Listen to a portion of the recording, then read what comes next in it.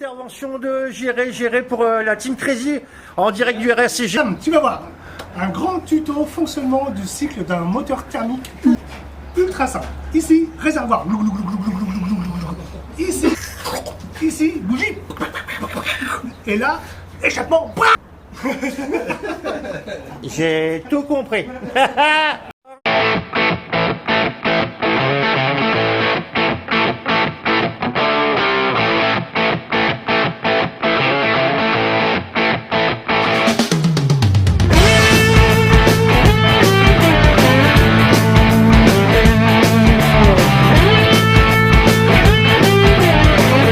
Salut les copains, on a Géré et Sylvain qui vont nous faire quelques tutos comme promis.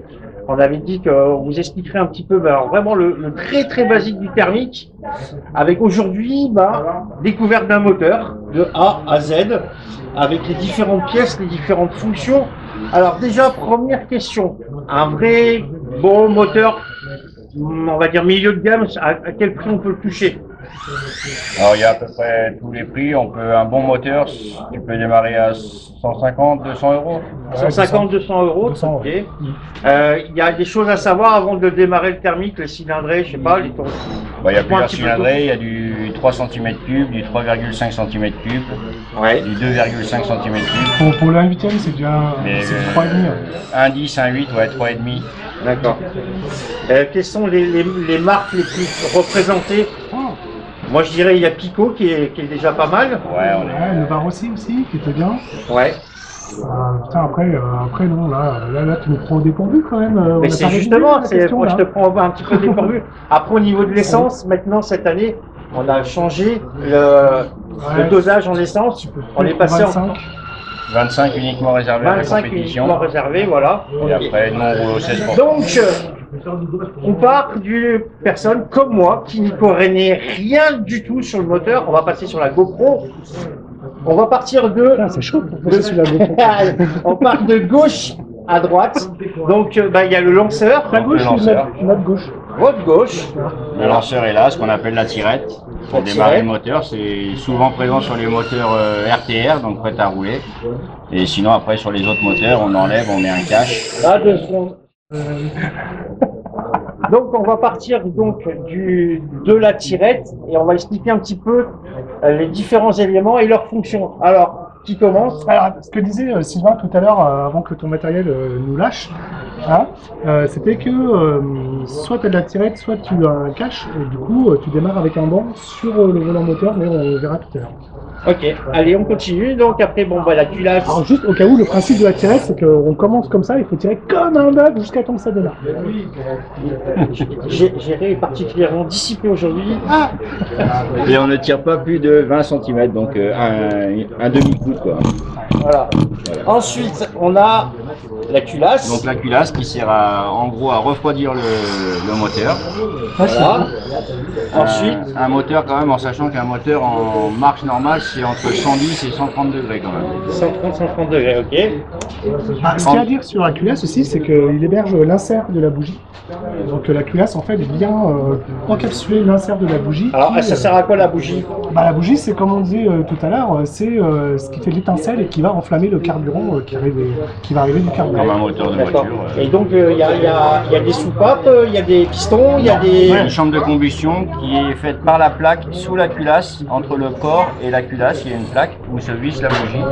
Et c'est ce qui fait la chambre de combustion du nitrométhane. Et après, tu as un vilebrequin avec une bielle Et un piston. et un piston. Et c'est rigolo parce que du coup, la bielle, quand tu dis tête de bielle, en fait, elle est en bas. Et le pied de bielle, il est en haut au niveau du piston. Voilà, Ok. On continue, donc qu'est-ce qu'il y a d'intéressant à savoir? L'autre côté, on a l'échappement, où se fixe le résonateur ici. Le résonateur. Le tube d'échappement en fait. Ah, le pot d'échappement, le silencieux. Ouais, mais au moins, ça chante.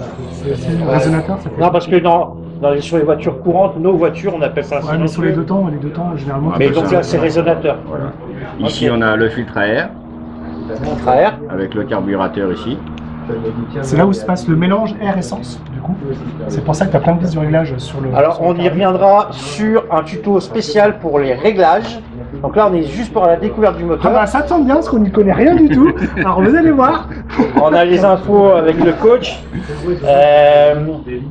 Ensuite, il y a la cloche, c'est ça? Et donc, les Alors, parties réellement importantes. avant la cloche, Le volant moteur. avant la cloche, on a le volant moteur. Certes, tu vois. Qui est ici. Bien vu, cher ami. Voilà. Après le volant moteur, nous avons les maslottes d'embrayage, donc qui avec la force centrifuge s'ouvre pour accrocher la cloche et entraîner le véhicule. Un peu comme si tu poussais contre un mur et ça fait comme ça. Donc voilà la cloche. Et après, au niveau des Et là- au niveau des mascottes, tu peux en avoir plusieurs. Voilà, Alors, t'as- ça sert à quoi une maslotte? Je viens de te montrer. Regarde, imagine, j'ai les mains comme ça au repos. En fait, avec la force centrifuge, Ça pousse. ça ouvre, ça s'ouvre et ça accroche dans la cloche. L'intérieur de la cloche. Ok. Voilà. Du coup, Et ça après, entraîne la cloche. tu en as en deux patins, donc deux éléments de deux maslottes, trois maslottes comme ici, quatre maslottes, Là, ça tourne. comme le moteur à gérer, quatre maslottes. Ok. En termes d'usure, quelles sont les pièces que vous changez le plus souvent, on va dire? Les roulements qui se mettent dans la cloche. Moi, j'en ai fumé quelques-uns, du coup, pas mal. Et après, au niveau carbone, tout ça, ça va. C'est surtout les roulements et la couronne, les dents. Si ton entre-dent n'est pas bien fait entre ta couronne centrale et ta cloche de moteur. D'accord. Qu'est-ce qu'il y a encore à savoir? La bougie, tous les combien à peu près? C'est variable. C'est Variable selon- variable. Il y a des qualités de bougies. Il y a surtout les il y a des bougies en qualités fonction de de la bougies. température. Oui, il y a des il y a des numéros 3, 4, 5, 6. Et en fonction du temps, de la chaleur, on met une bougie plus ou moins chaude ou plus ou moins froide. Après, tu as On fait, différents types. on fait une petite parenthèse à Sandrine qui était parmi nous au téléphone. Voilà, un petit coup à Sandrine. Attends, on continue Vas-y. sur la bougie. Sur la bougie. Tu as deux types de bougies. Sur les bougies plutôt RTR, tu as des bougies classiques avec filetage et rondelles qui se mettent directement dans l'insert. Et sur les moteurs un peu plus typés compétition, tu as des bougies qui s'appellent turbo où là, tu n'as pas du tout de rondelles et c'est des bougies qui sont biseautées en fait. Et donc là, il ne faut rien rajouter. Et tu rajoutes directement ta rondelle dans l'insert. Ok, l'entretien classique courant, Tu tout t'en qu'il y a à fous. faire. Que ça casse, tu jettes. En général, ça fait 30 litres un moteur. Après, c'est mort.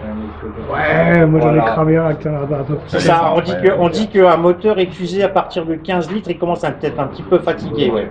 Un petit peu fatigué. Il y a Bon. 30 litres, il y a assez. Alors ça, c'était la première partie. On se retrouve pour la deuxième partie. Nous, Il va y on va avoir- raconter n'importe quoi. Non, pas forcément. Et on se retrouve pour la deuxième partie.